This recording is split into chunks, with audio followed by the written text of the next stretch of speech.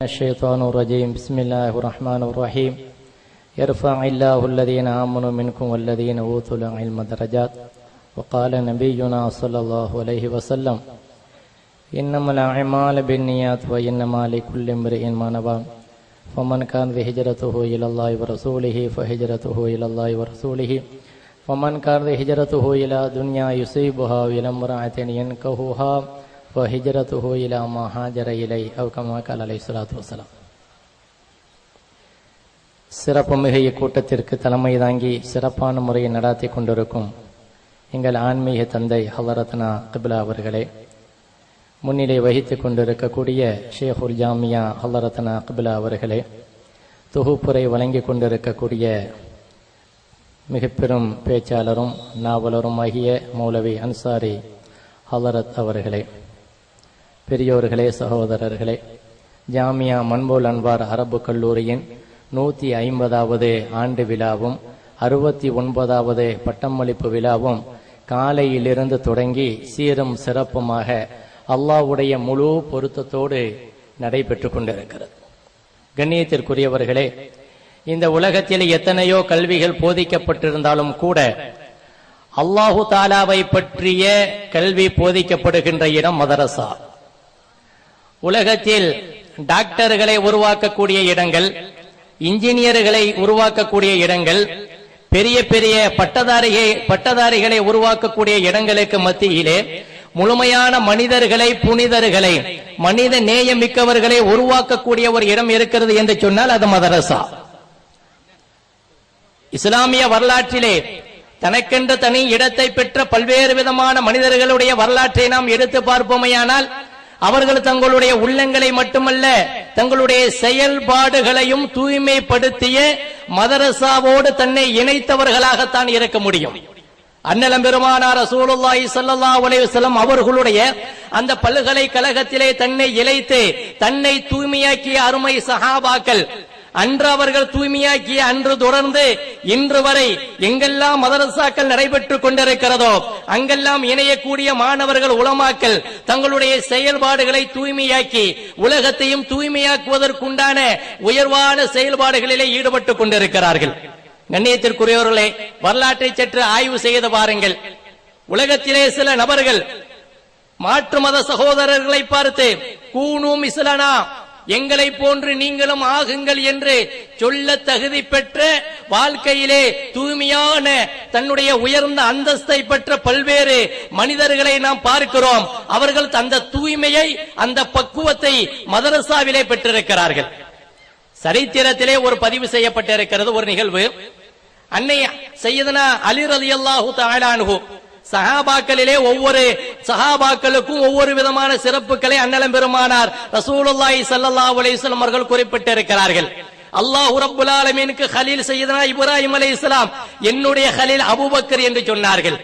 யாருடைய நாவில் அல்லாஹ் பேசுகிறான் என்று ரசூலுல்லாஹ்வுடைய நாவால் புகழாரம் சூட்டப்பட்டார்களோ அத்தையே சையதுனா உமர் ரலியல்லாஹு தஆலா அன்ஹு. அந்த வரிசையில் தனக்கென்று ஒரு தனி இடத்தை பெற்றவர்கள் சையதுனா அலியுன் கர்ரமல்லாஹு வஜ்ஹஹு. ஒரு நாள் தெருவழியாக சென்று கொண்டிருக்கிறார்கள். ஒரு யூதர், அவருடைய கையிலே ஒரு உருக்கு சட்டை இருக்கிறது. அலி ரலியல்லாஹு தஆலா அன்ஹு பார்க்கிறார்கள், இந்த உருக்கு சட்டை தனக்கு சொந்தமானதாச்சே, இவருடைய கையில் எப்படி சென்றது? உருக்கு சட்டையை பார்க்கிறார்கள், அந்த யூதரையும் பார்க்கிறார்கள். ஒரு தடவை அல்ல, பல தடவை பார்க்கிறார்கள். சந்தேகமே இல்லை, இது எனக்கு சொந்தமானதுதான். நேரடியாக அந்த யூதரிடத்திலே சென்றார்கள். அலியுன் கர்ரமல்லாஹு வஜ்ஹஹு அவரிடத்திலே சொன்னார்கள், யூதரே, அன்பரே, இந்த உருக்கு சட்டை எனக்கு சொந்தமானது. நேற்றைய தினம் வாகனத்திலே சென்று கொண்டிருக்கின்ற பொழுது இது எங்கேயோ தவறிவிட்டது, அதனை தாங்கள் எடுத்து வைத்திருக்கிறீர்கள், தயவு செய்து கொடுத்து விடுங்கள் என்று அலி ரலியல்லாஹு தஆலா அன்ஹு அந்த யூதரை பார்த்து கூறுகிறார்கள். அந்த யூதர் சொல்லுகிறார், ஹுவ பியதி ஹாதா லி, இது என்னுடைய கையிலே இருக்கிறது, ஆகையினால் எனக்குத்தான் சொந்தம் என்று சொல்லுகிறார். அலி ரலியல்லாஹு தஆலா அன்ஹு மீண்டும் கேட்கிறார்கள், அவர் மீண்டும் மறுக்கிறார். மறுபடியும் கேட்கிறார்கள், மறுபடியும் மறுக்கிறார். வேறு வழியே இல்லை. பஸ்ராவினுடைய நீதிபதியாக இருக்கக்கூடிய ஷுரை ரலியல்லாஹு தஆலா அன்ஹு அவர்களிடத்திலே வழக்கு தொடர்கிறார்கள். சொல்லுகிறார்கள் அலி ரலியல்லாஹு தஆலா அன்ஹு, அந்த நாட்டினுடைய கலீஃபா அலி ரலியல்லாஹு தஆலா அன்ஹு ஒரு நீதிபதி இடத்திலே ஒரு வாதியாக நின்று கொண்டு அவர்கள் வழக்கு தொடர்கிறார்கள். இந்த யூதரிடத்திலே இருக்கக்கூடிய உருக்கு சட்டை எனக்கு சொந்தமானது, தாங்கள் வழக்கை விசாரித்து நல்ல ஒரு தீர்ப்பை வழங்குங்கள். ஷுரைர் ரலியல்லாஹு தஆலா அன்ஹு அந்த யூதரை பார்த்து கேட்கிறார்கள், அலி உங்க மேல ஒரு வழக்கு தொடர்ந்திருக்கிறாங்களே, உண்மைதானா? அது அவருடைய உருக்கு சட்டத்தானா அப்படின்னு கேட்கும்பொழுது அந்த யூதர் சொல்றாரு, ஹுவ பி எதி வஹுவலி, இது என்னுடைய கையிலே இருக்கிறது, இது எனக்குத்தான் சொந்தம், எனக்கு சொந்தமான உருக்கு சட்டை என்று சொல்கிறார். உடனே ஷுரைர் ரலியல்லாஹு தஆலா அன்ஹு அலி ரலியல்லாஹு தஆலா அன்ஹுவை பார்த்து கேட்கிறார்கள், இந்த உருக்கு சட்டை உங்களுக்குத்தான் சொந்தம் என்றால் அதற்கு 2 சாட்சிகளை அழைத்து வாருங்கள் என்று சொல்கிறார்கள். உடனே அலி ரலியல்லாஹு தஆலா அன்ஹு ஒரு நாட்டினுடைய ஜனாதிபதியாக இருந்தாலும் கூட இந்த வழக்கை பொறுத்தவரை தான் ஒரு வாதி என்ற அந்தஸ்திலே இருக்கின்ற காரணத்தினால் காலி என்ன சொல்லுகிறாரோ அதற்கு முழுமையாக கட்டுப்பட்டு அலி ரலியல்லாஹு தஆலா அன்ஹு சொல்லுகிறார்கள், 2 சாட்சிகள் தானே, இதோ கொண்டு வருகிறேன் என்று சொல்லிவிட்டு சொல்லுகிறார்கள், ஹுவ மௌலாய வ இப்னி ஹஸன் இப்னு அலி ரலியல்லாஹு தஆலா அன்ஹு என்று சொல்லுகிறார்கள். 2 சாட்சி, ஒன்று என்னால் உரிமையிடப்பட்ட அடிமை மௌலா இருக்கிறார், இரண்டாவது என்னுடைய மகன் ஹசன் இருக்கிறார். 2 சாட்சிகள் தானே கேட்டீர்கள், இதோ இருக்கிறார்கள், அவளுடைய சாட்சியை ஏற்றுக்கொண்டு இந்த உருக்கு சட்டை எனக்கு என்று தீர்ப்பு வழங்குங்கள். உடனே ஷுரைர் ரலியல்லாஹு தஆலா அன்ஹு அவர்கள் சொன்னார்களாம், அம்மா ஷஹாதத்து மௌலாக ஃபனஅம் வ அம்மா ஷஹாதத்து இப்னிக ஃபலா. உங்களால உரிமையிடப்பட்ட அடிமை என்று சொல்லுகிறீர்கள், அவருடைய சாட்சியை வேணா நான் ஏற்றுக்கொள்கிறேன். ஏன்னா அடிமையா இருந்தா ஏத்துக்க முடியாது. எப்பொழுது நீங்க உரிமை இட்டுட்டீங்களோ அப்பொழுது அவருக்கு உங்களுக்கு சம்பந்தம் கிடையாது. அவருடைய சாட்சியை நான் ஏத்துக்கிறேன், ஆனா உங்களுடைய மகனுடைய சாட்சியை ஏத்துக்க முடியாது. ஏன்னா உங்களுடைய மகன் அல்லவா. தந்தையினுடைய விஷயத்திலே மகனுடைய சாட்சியை ஏற்றுக்கொள்ள முடியாது என்பது ஷரியத்தினுடைய தீர்ப்பு, அது ஷரியத்தினுடைய சட்டம், அதை ஏற்றுக்கொள்ள முடியாது. இந்த வார்த்தையை நீதிபதி சொன்னவுடன் அலி ரலியல்லாஹு தஆலா அன்ஹு ஒரு ஹதீஸை கொண்டு வருகிறார்கள், நீதிபதிக்கு முன்னால் வைக்கிறார்கள். وعن عمر الخطاب رضي الله تعالى عنه وفي روايه وعن حذيفه بن يمان رضي الله تعالى عنه انه قال قال رسول الله صلى الله عليه وسلم ان الحسن والحسين سيدا شباب اهل الجنه. நீதிபதி அவர்களே, நான் என்னுடைய மகன் என்பதனால் மட்டும் சாட்சியாக உங்கள் முன்னால் நான் நிற்பாட்டவில்லை. அதற்கு இன்னொரு காரணமும் இருக்கிறது. என்ன காரணம் தெரியுமா? உங்களுக்கு முன்னால் நிற்பாட்டப்பட்ட இந்த ஹசன் என்னுடைய மகன் என்ற அந்தஸ்து மட்டுமல்ல, சுவனத்து வாலிபர்களுக்கெல்லாம் தலைவர் என்று என்னுடைய நாவால் அல்ல, என்னுடைய ஹபீப் முஹம்மது ஸல்லல்லாஹு அலைஹி வஸல்லம் அவர்களுடைய நாவால் புகழாரம் சூட்டப்பட்டிருக்கிறார்கள். சுவனத்து வாலிபர்களுக்கெல்லாம் தலைவராகிய ஹசனை உங்களுக்கு முன்னால் சாட்சியாக கொண்டு வந்து நிறுத்தியிருக்கிறேன், அவருடைய சாட்சியை ஏத்துக்க முடியாதுன்னா எப்படி? உடனே ஷுரைர் ரலியல்லாஹு தஆலா அன்ஹு சொன்னாங்க, நீங்க சொல்லக்கூடிய ஹதீஸ வேண்டுமானால் நான் ஏற்றுக்கொள்கிறேன், அதுல எந்த விதமான சந்தேகமும் இல்லை. ஏனென்றால் அதை சொன்னவர்கள் அன்னலம் பெருமானார் ரசூலுல்லாஹி ஸல்லல்லாஹு அலைஹி வஸல்லம், ரிவாயத்து ரொம்ப சஹீஹானது, அதனை நான் ஏற்றுக்கொள்கிறேன், நம்புகிறேன், எந்த விதமான சந்தேகமும் இல்லை. ஆனால் சாட்சியை ஏத்துக்க முடியாது, ஏன்னா உங்களுடைய மகன். ஒரு ஹதீஸை முன் வைத்தும் கூட தன்னுடைய சட்டத்திட்டத்தில் பிடிவாதமாக இருந்த, நீதமாக இருந்த ஷுரைர் ரலியல்லாஹு தஆலா அவர்களுடைய தீர்ப்பிற்கு முழுமையா கட்டுப்பட்டு அப்படியே நிற்கிறார்கள். அப்படி என்றால் நீங்க என்ன தீர்ப்பு வழங்குறீங்களோ நான் கேட்டுக்கிறேன். ஒரு நாட்டினுடைய ஜனாதிபதி சாதாரண காலிக்கு முன்னால் கை கட்டி நிற்கிறார், நீங்க சொல்லுவதை நான் கேட்கிறேன். உடனடியாக ஷுரைர் ரலியல்லாஹு தஆலா சொன்னார்கள், நீங்கள் கொண்டு வந்த சாட்சி 2 சாட்சி சரியா இல்ல, ஒன்று ஏற்றுக்கொள்ளப்படும், ஒன்று இல்ல. ஆகையினால் இந்த உருக்கு சட்டை அந்த யூதருக்குத்தான் சொந்தம் என்று நான் தீர்ப்பு வழங்குகிறேன் என்று சொல்லுகிறார். உடனடியாக அலி ரலியல்லாஹு தஆலா அன்ஹு நீங்க சொல்லக்கூடிய தீர்ப்பை நான் ஏத்துக்கிறேன் அப்படின்னு சொல்லி அந்த வழக்காடு மன்றம் நிறைவு பெறுகிறது. செல்லக்கூடிய நேரத்திலே அந்த யூதர் அலி ரலியல்லாஹு தஆலாவுடைய கையை பிடிக்கிறார், பிடித்து சொல்லுகிறார், இதோ இந்த உருக்கு சட்டை உங்களுக்கு சொந்தமானதுதான்.